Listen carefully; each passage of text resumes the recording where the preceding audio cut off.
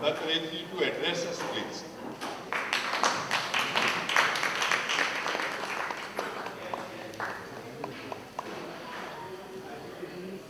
पूज्य भट्टारक अरिहंत कीर्ति महाराज जी के चरणों में नमन करता हूँ। परम श्रद्धेय पद्मसागर पुरीश्वर जी महाराज जी वो प्रेम के सागर ही हैं। ये उनसे प्रेम और आशीर्वाद के सागर हमेशा हमारे ऊपर सिंचित होते रहे, यही उनके चरण पद्मों में नमन करते हुए आशीर्वाद मांगता हूँ।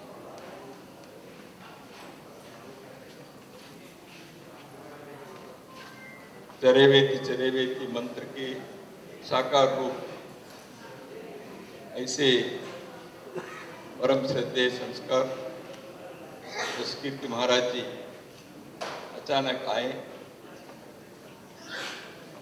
वो आएंगे इसे किसको मालूम भी नहीं था। यानी कमल जी के ऊपर विशेष आशीर्वाद ये ऐसे कमी होता है। कोई से कुछ आए, कुछ समय यहाँ रहे और देखे, अपने विचार अपने यात्रा पर चले। वो कार्यक्रम से न बंधे हुए हैं, न जीवन से किसी मोह से बंधे हुए हैं।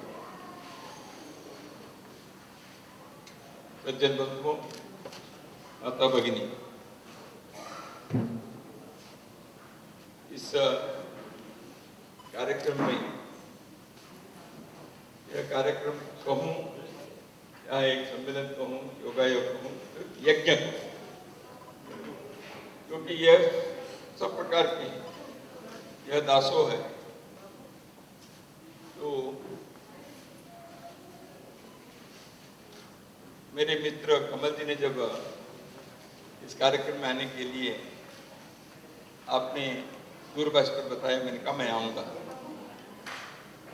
और मैं हमेशा कहता हूँ मुझे मंच पर बिठाओ, मैं कार्यक्रम में रहूँगा, आपके साथ रहूँगा, लेकिन अपने मित्र उससे संतुष्ट नहीं होते। तो इसलिए हमें थोड़ा सा आप लोगों के सामने चार शब्द बोलने के लिए वो हमें मजबूर कर देते। देखिए ये चित्र जो बोलते हैं और कमल जी के जो भावनाएं बोली हैं, उससे ज्यादा हम नहीं बोल सकते। और जो मैं बोल सकता हूँ ऐसे सोच कर आया था। परम श्रद्धेय भट्टारक जी ने जो आशीर्वाद रूप अपने उनको आशीर्वाद दे दिए, उसमें सब बातें आई गई। तो इसलिए मैं कमल जी और उनके भाइयों के बारे में थोड़ा सा जानता हूँ, वो थोड़ा पहले बताता हूँ। हमारे क्यों इतना प्रेम के एक संबंध है। ये सभी लोग मुंगेर के हैं, बिहार के। तो विमल जी, निर्मल जी, कमल जी, ये सब, देखिए विमल जी पद्मश्री प्राप्त है, सेवा कार्य करते थे। जो दिव्यांग होते हैं उनके लिए कृत्रिम अंग जोड़कर उनके जीवन में कुछ सुविधा मिले, जीवन को कुछ करने के लिए वो कुछ बन पाए स्वयं को। इस दृष्टि से विमल जी वर्षों से उस कार्य में लगे हैं, पटना में और देश के विभिन्न भागों में। तो विमल जी और मेरा संबंध विद्यार्थी परिषद के कारण, और कमल जी वाराणसी में रहते थे कुछ समय। हाँ, और वाराणसी में विद्यार्थी परिषद का अधिवेशन हुआ, उसमें एक स्मारिका हमने छापी। उस स्मारिका के मुख्य चित्र कमल जी ने बनाया। वो कमल जैन मुख्य चित्र बनाने वाले। मैं वाराणसी में जब बेंगलुरु से उस अधिवेशन के लिए गया था, मैंने गोविंदाचार्य जी से पूछा, वो आने वाले थे आज, ठीक है ना? गोविंदाचार्य जी से पूछा ये कमल जैन कौन है? वो हमारे मित्र यहाँ रहते, वो कहाँ से हैं?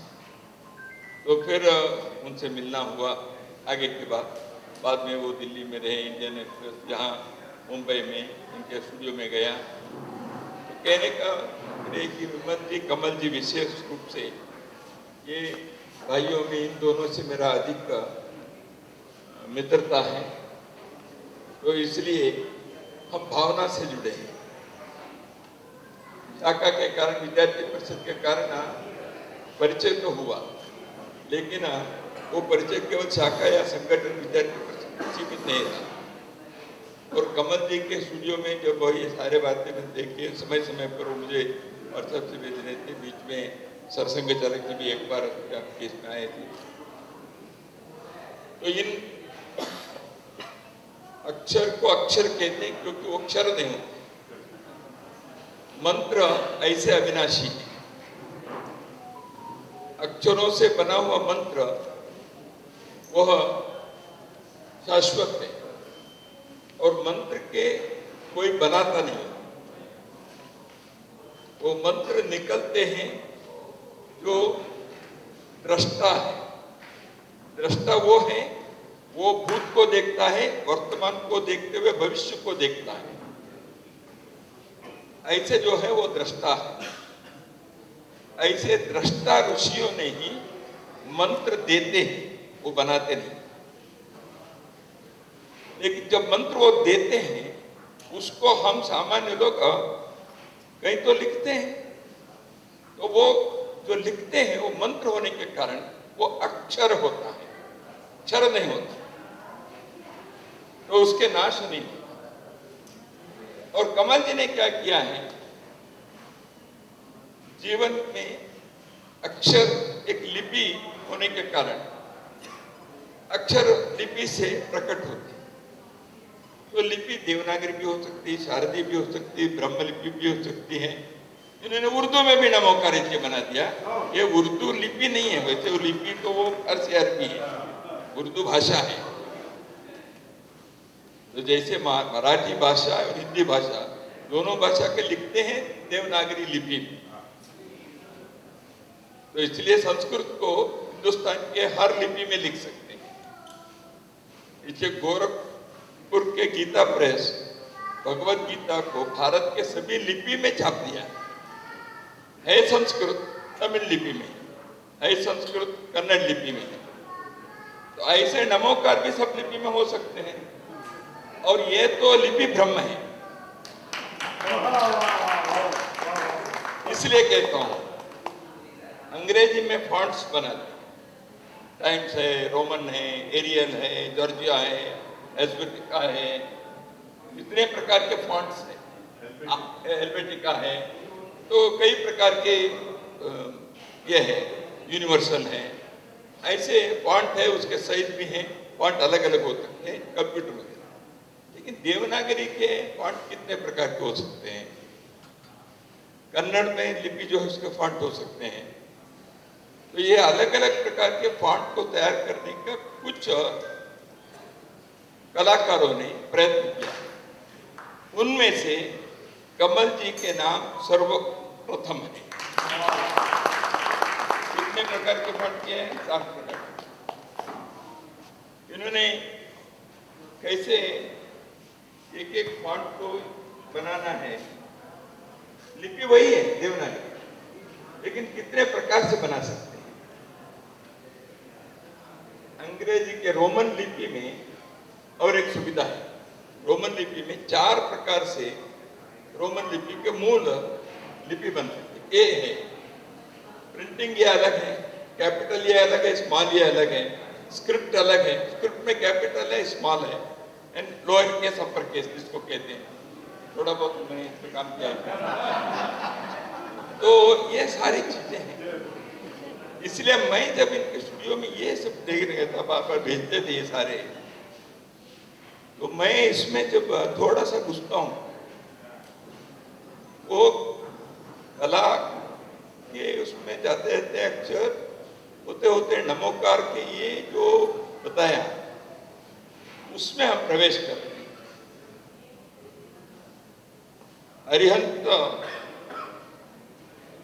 के एक प्रेरणा से जो नमोकार या अनादि है, इसने इस मंत्र को कैसे अपनाया, वो ये अपौरुषेय। तो इसमें नमोकार नमोकार सब कहते महामंत्र है, मंत्र राज है। मैं एक कृति भी बता देता हूँ। आपातकाल में जेपी आंदोलन के समय हम सब लोग सक्रिय थे। मैं बेंगलुरु में सरकार के अतिथि बनकर जेल में था। तो बेंगलुरु और बल्लारी जेल में हमको रखा गया था इमरजेंसी के समय। तो प्रतिदिन शाम को नमोकार होता था, हम लोग करते थे। क्यों करते थे? वहाँ भिन्न भिन्न धर्म संप्रदाय के लोग हम सभी के स्वयं सेवक, कोई अद्वैत वाले, कोई जैन संप्रदाय के हैं, कोई और किसी धर्म के हैं। तो हमने वहाँ ये तय किया कि वो अलग अलग इसको हमें दिन में सुबह शाम अलग अलग समय इसका पठन करना चाहिए, इसके आधार पर करना चाहिए। योगा क्लास चलाते थे जेल के अंदर। तो उसमें हमने नमोकार का प्रतिदिन करना। एक दिन उस पर एक जानने वाले व्यक्ति ने प्रवचन भी दिया, तो उससे कुछ निकाल कर मैंने जो मैंने नोट्स में था, तो 5 जो है परमेष्टि, पंच परमेष्टि को नमस्कार है। ये किसी व्यक्ति का नहीं, एक तत्व है। ये अमूर्त तत्व को मूर्त रूप में सोचकर करने के लिए उसको अक्षर में दिखाने का प्रयत्न। और बाद में जो 4 है वो चूली का स्वरूप है, उसको 4 पद्मुन है। पहले 5 है, बाद में 4 जो बनाए हैं, पंच नमकारो सवणो मंगलाचरणम सो जो है, वो 4 पंक्ति जो है वो चूली का स्वरूप होता है, इससे अर्थ निकलता है। तो अरिहंत सिद्ध आचार्य उपाध्याय साधना के 4 स्तर होने के बाद अरिहंत तो स्वयं सृष्टि के स्वरूप है। अरिहंत अपने आंतरिक सब प्रकार के शत्रुओं को, काम क्रोध लोभ मोह मद मत्सर, ये अरि रिपु है, शत्रु है, अपने अंदर है। वो अंदर है इसलिए बाहर की समस्या है। लेकिन वेस्ट एशिया की समस्या ये बाहर की समस्या है, लेकिन वो अंदर की समस्या के कारण बाहर प्रकट हुआ है। Because of the inner since, because of the inner desires, because of the inner those ambitions, the outer war is broken, it is exploded. तो मनुष्य के अंदर के काम क्रोध लोभ मोह मद मत्सर के कारण सारे दुनिया के अंदर की अशांति है, युद्ध में है, पिपासा है, लालसा है। इस कारण से अधिकार के, प्रतिष्ठा के, अहंकार के, सत्ता के, धन के, इन चीजों के कारण आज जो अशांति है इसको दूर करना है तो अरिहंत को इसमें स्मरण करना है। उन्होंने इन सारे चीजों को अपने अंदर इसको भस्म कर दिया अपने ज्ञान से तपस्या। तो ये करने के लिए जो हुआ, ऐसे लोग सिद्ध कृतकृत्य है जीवन में। सिद्ध लोगों ने जो किया है उनको कुछ भी प्राप्त करने के शेष नहीं है, वो आत्मस्वरूप है। उनको न चाहिए, न देना है, न चुनना है, न करना है। शुद्ध आत्मस्वरूप है। आत्मा को जब चाहिए ऐसा होता है तो शरीर चाहिए, आत्मा को कुछ नहीं चाहिए, इसलिए सिद्ध है। तो फिर आचार्य मोक्ष मार्ग के लिए वो प्रयत्न करते हैं। तो फिर उपाध्याय ज्ञान मार्ग से, फिर साधुना, इन सबके जीवन में सामान्य लोगों के लिए पहुंचाने के एक तंत्र है। और सिद्ध लोग अरिहंता ने स्थापित व्यवस्था तंत्र जो विश्व के है उसके संचालन करने के लिए उनको कार्यभार दिया गया। इसलिए ये जो नवकार मंत्र है, नमोकार कहें नवकार कहें, ये महामंत्र जैसे पूज्य भट्टाचार्य जी ने अभी आदेश दिए, उस प्रकार इसके उच्चारण से, इसके स्मरण से, भक्ति और श्रद्धा से इसको देखने से ही मन के अंदर की शांति, और आज विश्व में पर्यावरण के क्षरण हो रहा है, मन के अंदर के लालसाएं, कामनाएं उद्विग्न होकर, उद्रिक्त होकर विश्व को शांति के लिए बहुत बड़े बाधा है। इस सबको यदि हमें निराकरण करते हुए जीवन को सार्थक बनाना है तो मनुष्य जितने बहिर्मुखी प्रवास करते हैं, प्रकृति के राज को तोड़कर प्रकृति के सब संसाधनों के उपभोग करने की एक बहिर्मुखी यात्रा है जीवन। नमो का उस बहिर्मुखी यात्रा को मनुष्य के अंतर्मुखी यात्रा में परिवर्तित करने के बहुत बड़ा साधन है। मनुष्य केवल बहिर्मुखी यात्रा करने से लालसा कामना से लिप्त होता है। अंतर्मुखी यात्रा करने से, उपभोग करने के बाद भी अंतर्मुखी यात्रा के कारण मनुष्य एक योग स्वरूपी, आत्मस्वरूपी बनने के लिए यह एक बहुत बड़ा ऐसे आशीर्वाद साधन हमारे अनादिकाल से जो साधक लोगों ने हमारे सामने दिया है, उसको कमल जी ने रंग से, रूप से, विभिन्न विन्यासों से शाश्वत बनाकर हमारे सम्मुख अपने प्रदर्शित किया है, प्रस्तुत किया है। एक नमोकार के एक एक चित्र भी करने के लिए कितने समय उनको लगा होगा वो जोड़िए।